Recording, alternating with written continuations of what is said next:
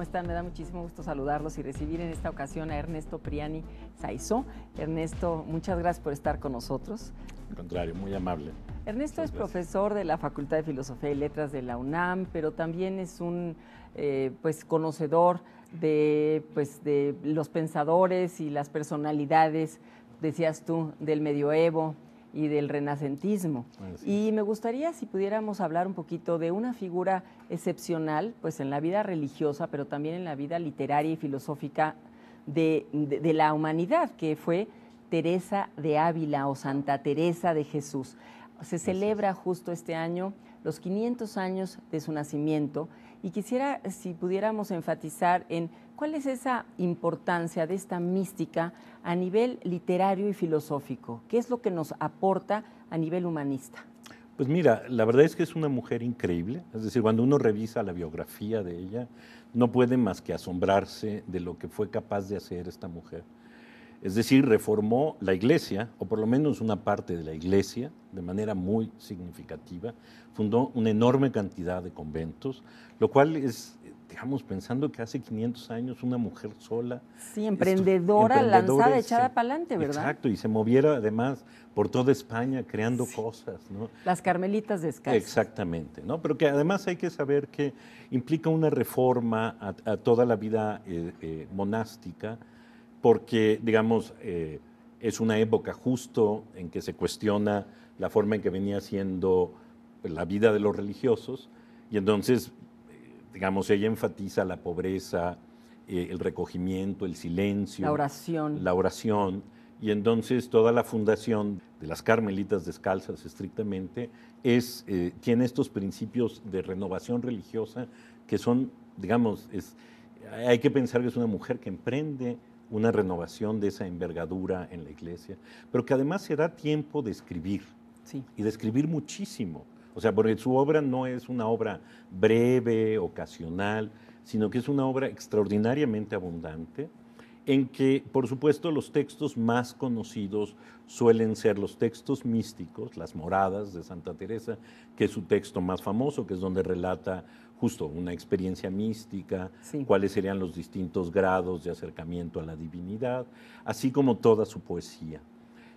Lo que es asombroso en ella es que no solo es una extraordinaria poeta, porque además es muy interesante cómo ella maneja el mismo ritmo poético que San Juan de la Cruz. Sí, que fue su contemporáneo y con quien también se ayuda, digamos, en esta cruzada, que no es militar, pero que pero es religiosa. Es religiosa. Y entonces juntos van entretejiendo pues, todo lo que conocemos hoy como la mística española, que tiene justo, que es lo que es, digamos, puede asombrar un poco, que es este papel importante que juega ella en la construcción de toda la mística. Francisco, ¿cuál es la importancia de la mística hoy en día? Porque podríamos pensar que esa mística de antes era casi una locura.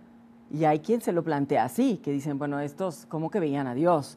Nada de eso, era su misma enfermedad, y digo enfermedad psicológica y mental, pero no, parece que hay algo más, que es esta revelación del ser, del espíritu, etcétera. ¿Cómo la interpretamos hoy en día? Pues mira, resulta problemático. Efectivamente, por ejemplo, en el caso de otra mística medieval, que es Hildegarda de Bingen, de ella sí se ha dicho mucho que sufría una enfermedad mental y que entonces todas sus visiones tenían que ver con su enfermedad mental. Pero esa es una visión contemporánea que intenta, sobre todo, normalizar toda una serie de cosas. Es decir, si tú no te comportas como todos los demás, entonces seguramente hay algo que no está bien. Pero hace 500 años, en una vida conventual, en una vida cuya vocación era encontrar a la divinidad, es evidente que la gente desarrollaba una serie de técnicas y de prácticas de meditación, de reflexión, de exteriorización de los sentimientos, que tendrían que producir algo, ¿no? Es decir, un ejercicio de esa manera no puede haber sido neutro y uno meditaba y reflexionaba y se levantaba, digo, hay que pensar, ¿no? Se levantaban a medianoche a rezar y luego regresaban a hacer meditaciones y levantaban en la madrugada a continuar. Pues en algún momento seguramente, además con toda la búsqueda interior que realizaban, pues es probable que tuvieran experiencias, esas experiencias que describen, que hoy podríamos entender también como experiencias de autoconocimiento.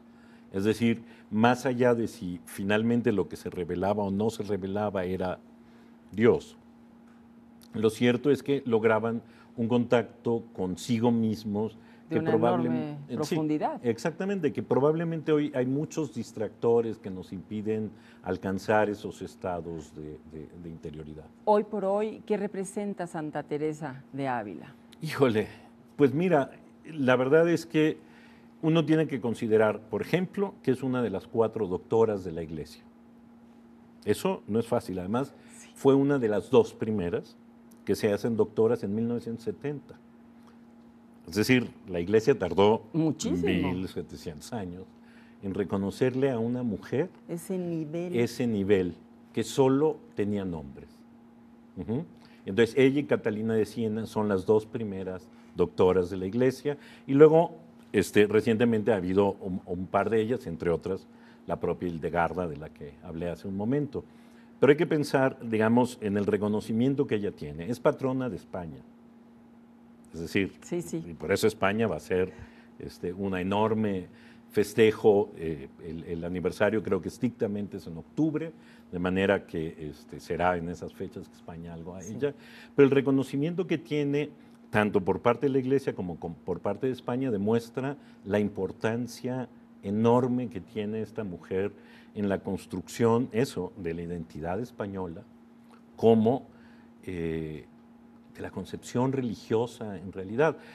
En Roma hay esta famosa escultura de Bellini, inspirada justamente en el rapto de Santa Teresa. Es decir, la figura de Santa Teresa no solo es lo que nosotros hablamos ahora, ha impactado la imaginación de mucha gente por su honestidad intelectual, por su trabajo afanoso en reformar la Iglesia. Es una mujer realmente muy importante, y qué bueno que tengamos oportunidad de ella, porque no siempre se le da su lugar. Si hubiera que buscar un equivalente, es el equivalente a nuestra Sor Juana, por supuesto. Claro, ¿no? A nuestra Sor Juana, que también tiene orígenes controversiales, por decirlo de alguna manera, una vida también muy, muy, muy intensa en lo cultural, con un México también en un cambio histórico, que es lo que le pasa también a Teresa. Son momentos históricos que también determinan personalidades, o no forzosamente. Por supuesto que sí.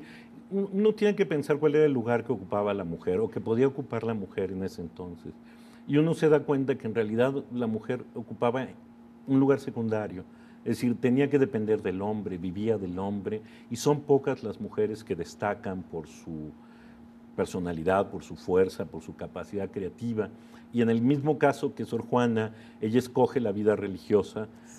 Ella es muy rebelde de joven, muy rebelde. Su padre pues para haber hecho lo que hizo. No sabía qué hacer con ella, incluso... Sí, y además era enfermiza, siempre estaba enferma, siempre al borde de la muerte. Exacto. ¿Qué es eso de que siempre está al borde de la muerte? Y además, 2 años quedó paralizada. O sea, sí, es increíble. Un poco alucinante su historia física de vida también, ¿no? Exacto. Pero cómo ella sobrelleva eso y hace esa cruzada. Es verdaderamente una mujer emprendedora con un gran valor. Y que además se encuentra, que eso también hay que valorarlo en la vida religiosa, la posibilidad de hacerlo. Claro. ¿No? Porque es justamente ahí donde, en un espacio que ciertamente es para mujeres, logra construir todo y destacar.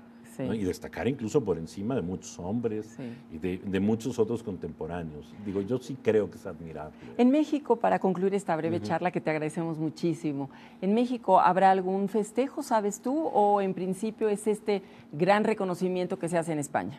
Mira, sé que se preparan varias cosas. La Universidad Nacional Autónoma de México está preparando en octubre un encuentro en homenaje a Santa Teresa. Es en realidad un homenaje que se hará a través del estudio de mujeres escritoras, y tendrá lugar en el Instituto de Investigación sobre la Educación y la Universidad en octubre. Y digamos, sé que se preparan otras cosas más. No será, por supuesto, tan espectacular como se vaya a hacer en España, porque ciertamente Santa Teresa, aunque es muy conocida, no es tan conocida en México, no es tan leída, aunque se pueden conseguir sus obras prácticamente en todos lados, y puede ser estudiada y leída, Pero bueno, ciertamente no es un personaje para nosotros tan cercano. Pues todo lo que nos has hecho favor de compartir y comentar, sin duda nos acerca, nos puede acercar más a esta personalidad emprendedora, valiente y muy respetada, ¿no? Como fue Santa Teresa y de Jesús, Teresa de Ávila. Pues te agradecemos muchísimo el haber estado con nosotros y a mí no me queda sino invitarlos a la próxima entrevista y de nuevo gracias. Hasta entonces.